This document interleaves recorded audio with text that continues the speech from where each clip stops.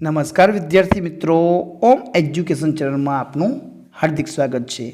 आज आपणे आ विडियो में द्वितीय सत्रांत परीक्षा 2024 अंतर्गत धोरण 7 में जो गणितनु पेपर है ए पेपरना अभ्यास माटेनु मोस्ट आईएमपी पेपरनु संपूर्ण सोल्यूशन करवानो छे। विद्यार्थी मित्रों, जो तमे अमारी चैनल पर नवा हो तो चैनल ने सब्सक्राइब कर लेजो, जेथी करीने नवा विडियो तमने मळता रहे। प्रश्न नंबर 1 में छे खाली जग्या पूरो। 1/5 तो विद्यार्थी मित्रों टका में शोधवा माटे 100 वडे गुणवा जोईए। तो 20 पंचा 100 तो 20 जवाब आवे। नंबर 2 0.75 टका खाली जग्या थाय तो 75 में आपणे पूर्ण बनाववा माटे 100 मूकशुं ने 100 मूक्या पछी आपणे एने टका में फेरववा माटे 100 वडे गुणशुं तो 75 छे। तो आम जोईए तो 100 मांथी 75 तो 3/4 एवो जवाब आवशे। नंबर 3 25% बराबर 100% माइनस खाली गया 100 25% क्यारे आवे तो 100 मांथी 75% बाद करी त्यारे आवे। 34% दशांश में रूपांतर करो। 34% तो 100 वडे आपणे भांगी तो अहींया आवशे 0.34 एवो जवाब आवशे।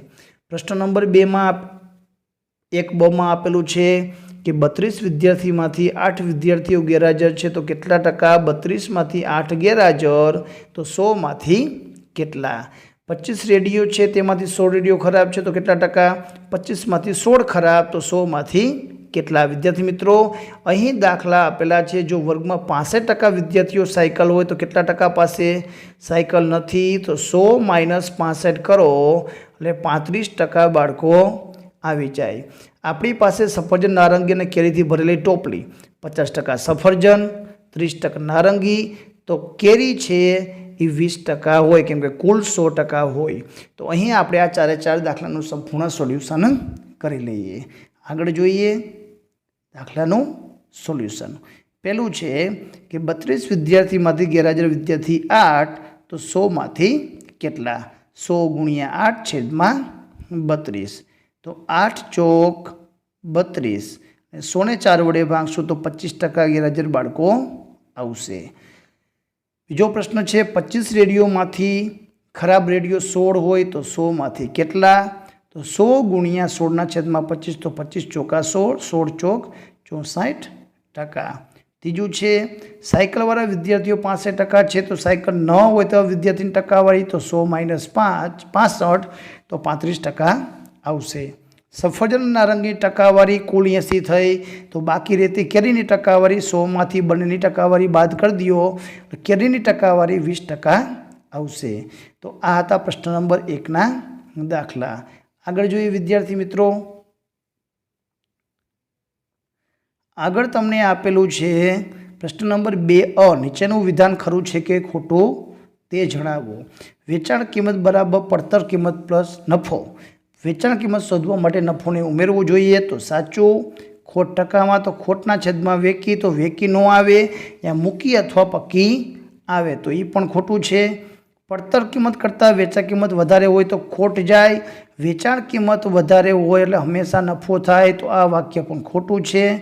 आई बराबर PRT छेदमा 100 व्याज शोधवानुं सूत्र सादुं व्याज तो ये साचुं छे। विद्यार्थी मित्रों, आ विडियो में आपणे मात्र हेतुलक्षी प्रश्नों हवे सोल्यूशन करशुं। भाग नंबर 2 में संपूर्ण दाखलानुं सोल्यूशन करशुं। जो तमे अमारी चेनल पर नवा होय तो चेनल ने सब्सक्राइब करी लेजो, जेथी करीने नवा विडियो तमने मळता रहे। तो प्रश्न नंबर 2 में दाखला आपेला छे। कोई पण 2 दाखला गणो जेनुं सोल्यूशन भाग नंबर 2 में करशुं। प्रश्न नंबर 3 आप्युं छे अ किंमत शोधो, जेमां आपणे अहीं किंमत शोधवानुं छे, गुणाकार छे ने भागाकार छे। एनुं आपणे संपूर्ण सोल्यूशन भाग नंबर 2 में करशुं। संख्या रेखा उपर निरूपण भाग नंबर 2 में करशुं।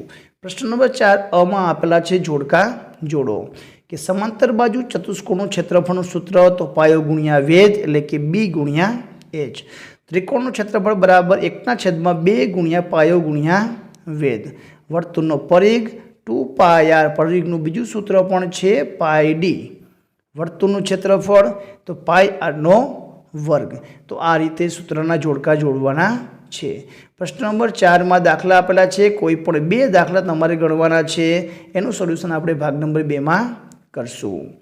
એક વાક્યમાં જવાબ આપો કે x માં 4 ઉમેરી તેને 2 વડે ભાંગતા 10 મળે, તો આ x એમાં 4 ઉમેરવાના, હવે એને 2 વડે ભાંગવાના, તો 10 મળે। સમીકરણ બન્યું x + 4/2 બરાબર 10। એના પછી આપેલું છે સજાતીય પદ લખો। સજાતીય પદ એટલે કે ચલ સરખા હોય અને ચલની ઘાત સરખી હોય તો x y તમે આગળ કોઈ પણ સહગુણક 5 લખી શકો, 10 લખી શકો, અહીં તમે કોઈ પણ સજાતીય પદ લખી શકો છો જે ચલ સરખા હોવા જોઈએ। ત્રીજામાં આપેલું છે 5xy વર્ગમાં y વર્ગનો સહગુણક કેટલો છે, તો જવાબ આવશે 5। સહગુણક 5 આપેલો છે। તો આપણે અહીં પ્રશ્ન નંબર 5 દાખલાનું સોલ્યુશન ભાગ નંબર 2 માં કરશું। પ્રશ્ન નંબર 6 આપેલો છે, યોગ્ય વિકલ્પ પસંદ કરીને જવાબ આપો। આધાર સરખા, ગુણાકાર, તો ઘાતનો સરવાળો। 8 + 4 + 2, તો 8 ને 4 12, 13 14, તો 3 ની 14 ઘાત આવશે। કોઈ પણ સંખ્યાની શૂન્ય ઘાત એટલે જવાબ 1, તો 1 × 1 × 1, તો જવાબ આવશે 1। અહીં 2 નો ઘન તો કે 8 થાય, 3 નો વર્ગ 9 થાય, તો 9 મોટી સંખ્યા, તો લેસ ધેન જવાબ આવશે B।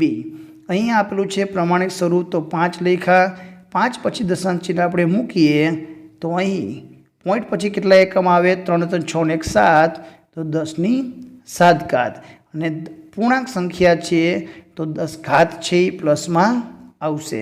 વિદ્યાર્થી મિત્રો, તો 5 × 10 ની 7 ઘાત એ જવાબ આવશે। પ્રશ્ન નંબર 6 માં બહુમાં ઘાત અને ઘાતાંકના દાખલા આપેલા છે, તેનું સોલ્યુશન આપણે ભાગ નંબર 2 માં કરશું। માગ્યા મુજબ જવાબ આપો। આપેલ આકૃતિની રેખિક સમમિતિ કેટલી છે, તો 1, સરખે સરખા ભાગ પડે તો 2, ચોરસ માટે સમમિતિની રેખાઓની સંખ્યા કેટલી, તો 4, આપેલ આકૃતિ માટે પરિભ્રમણીય સમમિતિનો ક્રમ કેટલો, તો કે 4, એકમાત્ર રેખિક સમમિતિ હોય પણ પરિભ્રમણ સમમિતિ ન હોય તેવો ત્રિકોણ કયો, તો કાટકોણ ત્રિકોણ। વિદ્યાર્થી મિત્રો, અહીંયા કાટકોણ ત્રિકોણનો જવાબ આવે છે, મને કોમેન્ટમાં જણાવજો કે જવાબ સાચો છે કે ખોટો, ને ભૂલ હોય તો મને સાચો જવાબ શું છે કોમેન્ટમાં કહેજો। H મૂળાક્ષરમાં કેટલી રેખિક સમમિતિ હોય, H, તો આમય ભાગ પડે, આમય ભસ્કા ભાગ પડે તો 2 હોય। સમબાજુ ત્રિકોણમાં પરિભ્રમણીય કોણ કેટલો હોય, ત્રિકોણની 3 બાજુ તો 360/3, તો 120 પરિભ્રમણીય કોણ હોય। Z મૂળાક્ષર માટે પરિભ્રમણીય સમમિતિનો ક્રમ જણાવો, તો એનો ક્રમ વિદ્યાર્થી મિત્રો કેટલો આવે કે જે મૂળ સ્થિતિમાં આવી શકે, તો એનો ક્રમ મને જણાવજો। નંબર 8, વર્તુળમાં કેટલી સમમિતિ રેખા હોય, તો વર્તુળમાં અસંખ્ય આવે। ચોરસના પરિભ્રમણ કોણ જણાવો, 360/ચોરસને 4, તો 90 અંશ। સમબાજુ ત્રિકોણનું પરિભ્રમણ કેન્દ્ર જણાવો, તો સમબાજુ ત્રિકોણનું પરિભ્રમણ કેન્દ્ર મધ્યગાનું છેદબિંદુ હોય છે, તો આ રીતે જવાબ લખવાના છે। પ્રશ્ન નંબર 8 છે, માગ્યા મુજબ જવાબ લખો। આપેલ આકૃતિની મદદથી કયો આકાર બનાવી શકાય, તો અહીંયા સમઘન બનાવી શકાય છે। સમઘન હોય તો તેને ખોલવામાં આવે તો આ રીતની આકૃતિ જોવા મળે છે। નંબર 2 માં પણ એવો જ પ્રશ્ન છે, કયો આકાર બનાવી શકાય, તો પિરામિડ બનાવી શકાય છે। નંબર 3 કે આપેલ આકૃતિ ઉપરથી જોતા કેવી લાગશે, ઉપરથી જોતા વિદ્યાર્થી મિત્રો આવી લંબચોરસ ભાગ છે, લંબચોરસ લાગશે, કુલ 3 ખાના દેખાશે। આપેલ આકૃતિને સામેથી જોતા, આ બાજુથી જોતા આપણને માત્ર ત્રિકોણ જ દેખાશે, તો જવાબ આવશે ત્રિકોણ, તો આ રીતે લખવાનું છે। પ્રશ્ન નંબર 8 માં આપેલા છે, માગ્યા મુજબ જવાબ લખો। આપેલ આકૃતિમાં કેટલા સમઘન છે, તો 3 ને 3 6, પાછળની લાઈનમાં ઉપર 2, 6 ને 2 8। આપેલ આકૃતિ સામેની વિરુદ્ધ બાજુનો સરવાળો, સામેની બાજુનો સરવાળો છે 7 થવો જોઈએ, આ બાજુ 5 છે તો પાછળ 2 હોય, 6 તો 1, હવે એનો સરવાળો કરીએ તો 3 જવાબ આવશે। અહીંયા આકૃતિમાં ફલક ધાર શિરોબિંદુ કેટલી છે, તો ફલક 7 આવે, ધાર 15 આવે અને શિરોબિંદુ 10 આવે છે, તો આ રીતે જવાબ લખવાના છે। વિદ્યાર્થી મિત્રો, આ હતું ધોરણ 7 વિષય ગણિતના પ્રશ્નોનું હેતુલક્ષી પ્રશ્નોનું સંપૂર્ણ સોલ્યુશન. દાખલાનું સોલ્યુશન આપણે ભાગ નંબર 2માં કરશું. જો તમે અમારી ચેનલ ઉપર નવા હોય તો ચેનલને સબસ્ક્રાઈબ કરી લેજો, જેથી કરીને ભાગ નંબર 2નો વિડીયો તમને ઝડપથી મળી શકે. વિડીયો ગમે તો લાઈક કરજો, તમારા મિત્રોને શેર કરજો. આભાર, ધન્યવાદ.